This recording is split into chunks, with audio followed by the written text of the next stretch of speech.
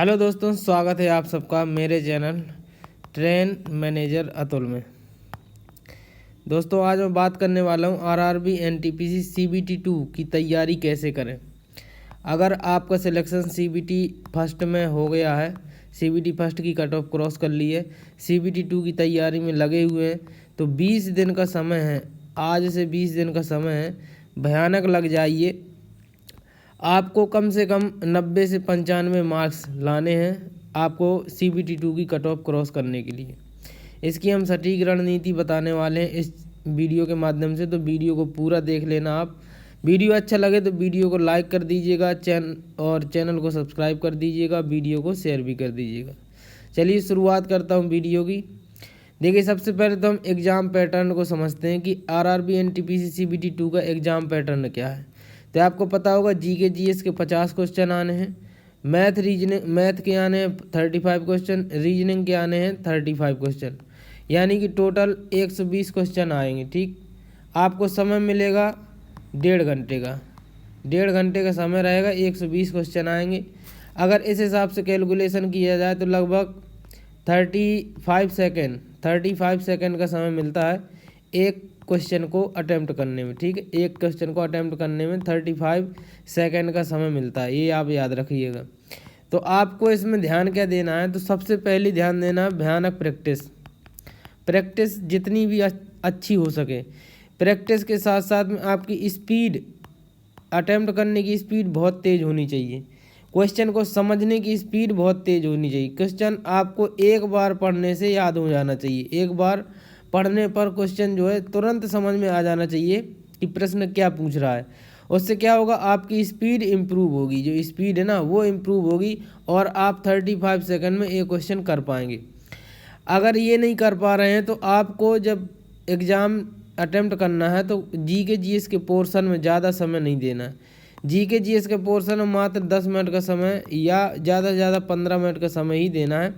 इससे अधिक समय देंगे तो आप मैथ रीजनिंग में गोचा खा जाएंगे, ये आप याद रखिए। क्योंकि 35 यानी कि 70 क्वेश्चन है और 70 क्वेश्चन को करने के लिए कम से कम 1 आवर का समय चाहिए, क्योंकि मेंस का एग्ज़ाम है और आपको काफ़ी टफ लेवल के क्वेश्चन भी रखे जाएंगे।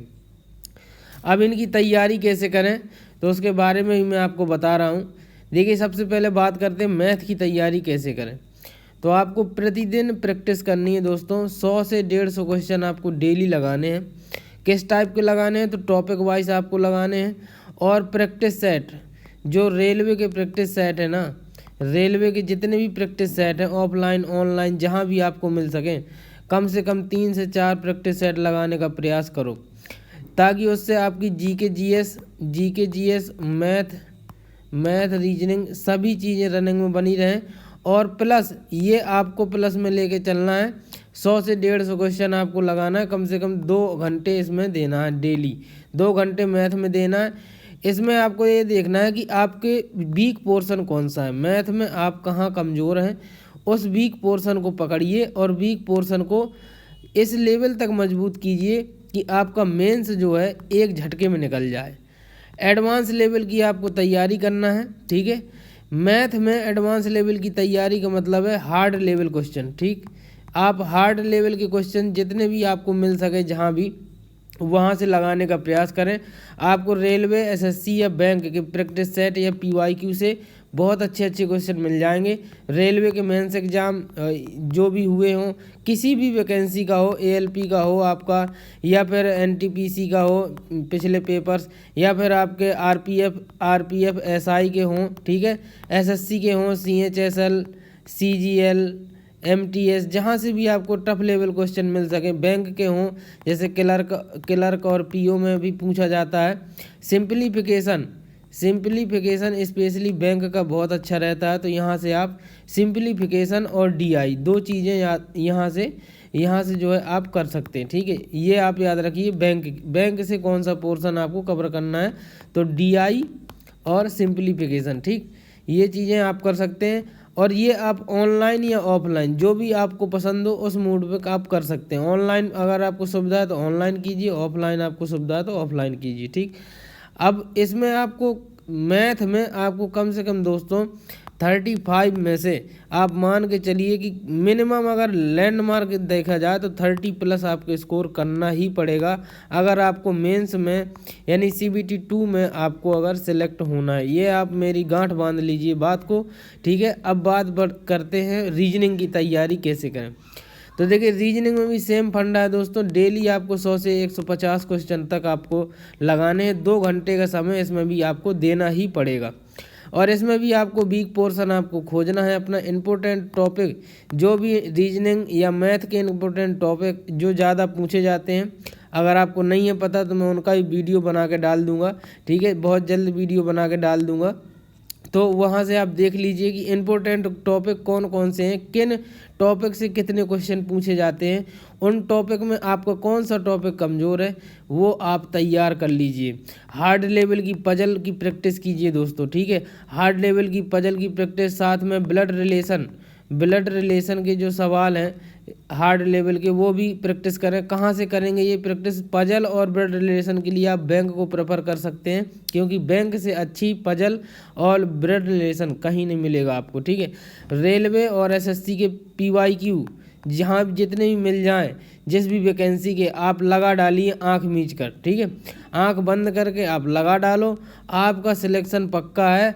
अगर आपने 35 में से इसमें भी 30+ स्कोर कर लिया, यानी कि अगर ओवरऑल कहें तो मैथ और प्लस रीजनिंग मिलाकर अगर आपने 70 में से 65+ स्कोर कर दिया तो ये समझ लीजिए आपका सिलेक्शन 80% तो पक्का ही मान लीजिए। ये मेरे से लिख के ले लीजिए।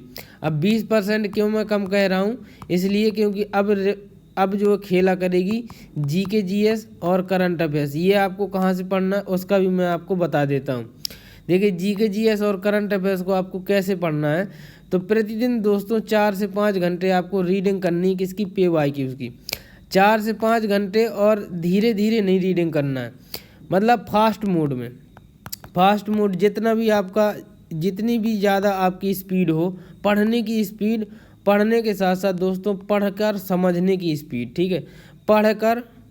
पढ़कर समझने की स्पीड जितनी ज़्यादा आपकी हो, उस मतलब 5वें गियर में आप अपनी गाड़ी को डाल लीजिए और 4 से 5 घंटे बैठकर डेली PYQs पढ़िए। किसी का भी मिल जाए, रेलवे का, SSC का, UPSC का, जो भी मतलब 1 लाइनर टाइप में। और आपको जो कथन कारण वाले क्वेश्चन भी हैं, कथन कारण वाले क्वेश्चन भी आजकल काफ़ी आने लगे हैं मेंस में, तो कम से कम 2 से 3 क्वेश्चन आपको कथन कारण का भी मिलेगा GK GS में, ठीक है। कथन कारण के मिलेंगे, तो इससे आपको UPSC या फिर आपके जैसे UP PCS जितने भी होते हैं, या और भी जो स्टेट लेवल के एग्ज़ाम है जहाँ 1 लाइनर पूछा जाता है और थोड़ी बहुत जो है आपका कथन कारण पूछ लिया जाता है, वहाँ से आप जो है PYQ पढ़ सकते हैं। लेकिन पहले रेलवे और SSC के PYQ सभी निपटा दीजिए।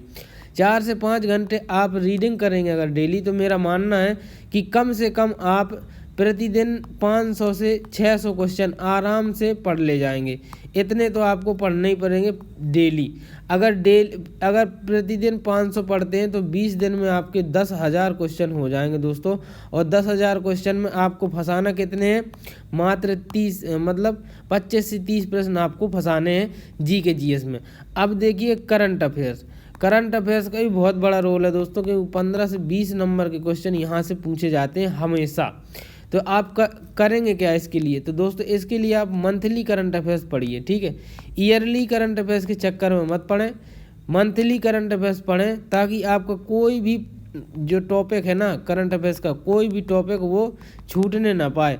क्योंकि पता नहीं आजकल जो TCS है वो ऐसा पेपर बना रहा है। मैंने पिछले अपने टाइम पे भी देखा और पिछले कई एग्ज़ामों से देख रहा हूँ, क्योंकि हालांकि मैंने भी CBT फर्स्ट दिया था और मेरा नहीं हो पाया है। उसमें भी उसने ऐसे क्वेश्चन पूछे थे, जो कि मैं अभी PCS की तैयारी कर रहा हूँ, तो उसमें जब मैंने करंट अफेयर्स पढ़ी तो मुझे पता चला कि 2 से 3 क्वेश्चन इतना डीप पूछ लिया उसने कि वो शायद ही जो किसी से बने हों। हालांकि मेरे से बन गए थे, मेरा मतलब 1 नंबर से मेरा नहीं हो पाया है, वो एक अलग बात है, वो तो कोई दिक्कत नहीं है, मेरा तो पहले से ही सिलेक्शन है। हालांकि NC RRB इलाहाबाद से मैंने फॉर्म डाला था, तो नहीं हो पाया क्योंकि घर मेरा आरआरबी इलाहाबाद में है और वहाँ वैकेंसी भी कम थी और लेवल वहाँ पर अच्छा रहता ही है आरआरबी इलाहाबाद में, इसलिए जो है 1 नंबर से मेरा नहीं हो पाया।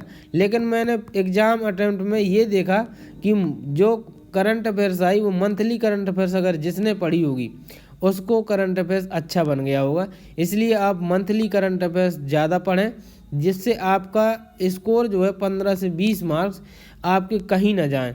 करंट अफेयर्स में आपको कम से कम 15 क्वेश्चन सवाल आते हैं तो आपको 10 से 12 नंबर आपको लाने ही पड़ेंगे। अगर 20 क्वेश्चन आते हैं तो आप ये समझ लीजिए 15 से 17 नंबर आपको लाने ही पड़ेंगे, क्योंकि यही प्लस पॉइंट है। क्योंकि जीके जीएस तो उसको ऐसी पूछनी है दोस्तों कि मुझे नहीं लगता कि किसी के 30 प्लस या 30 से 35 के बीच में अधिकतर लड़के यहाँ पर दोनों में ला पाएंगे। ठीक है, इसलिए आप अपनी तैयारी अच्छे से बनाए रखें।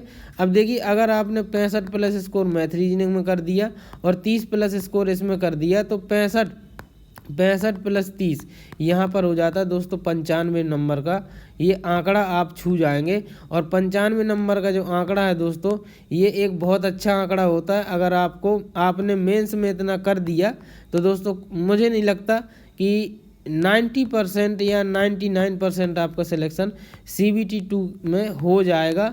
आप CBAT और टाइपिंग टेस्ट के लिए ज़रूर एलिजिबल हो जाएंगे। मेरी यही शुभकामनाएं हैं आप सभी लोगों से। वीडियो अच्छा लगा हो तो लाइक कर दीजिएगा। चैनल को अगर सब्सक्राइब नहीं किया तो जल्दी से सब्सक्राइब कर दीजिए, बेल आइकन को प्रेस कर दीजिए। मैं अभी टॉपिक वाइज वीडियोज़ लाऊंगा कि कौन से इम्पोर्टेंट टॉपिक आपको CBT 2 के लिए कवर करने चाहिए।